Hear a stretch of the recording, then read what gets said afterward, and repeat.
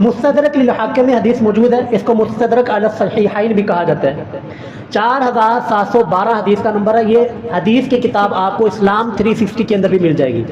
رسول اللہ صلی اللہ علیہ وسلم نے ارشاد فرمایا کہ فلو ان رجلا، کہ اگر کوئی شخص، کوئی آدمی، صافن بین الرکن والمقام، کہ وہ مقام ابراہیم اور حجر اسود کے درمیان کھڑا ہو کر وہ نوافل پڑھتا رہے، فصلی وصام، وہاں پر کھڑے ہو کر نمازیں پڑھے اور وہ روزوں کا بھی پابند ہو، لیکن وہ لقی اللہ، وہ اللہ تعالیٰ کو اس حال میں ملے کہ وہ مبغض لأہل بیت محمد صلی اللہ علیہ وسلم، کہ اس کے دل کے اندر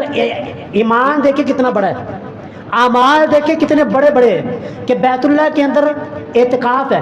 بیت اللہ حجر اسود اور مقام ابراہیم کے درمیان نوافل اور نمازیں ہیں اور روزوں کی پابندی ہے، کتنے بڑے بڑے اعمال ہیں، لیکن وہ مبغض لأہل بیت محمد، اگر اس کے دل کے اندر محمد صلی اللہ علیہ وسلم کے اہل البیت کا بغض ہوا، اس کے دل کے اندر اہل البیت کے بارے میں نفرت پائی جاتی ہو، رسول اللہ نے فرمایا جی دخل النار، وہ اللہ اس کی اس نیکی کی ذرہ برابر بھی پرواہ نہیں کرے گا، اس کو اٹھا کر اللہ جہنم کے اندر ڈال دے گا۔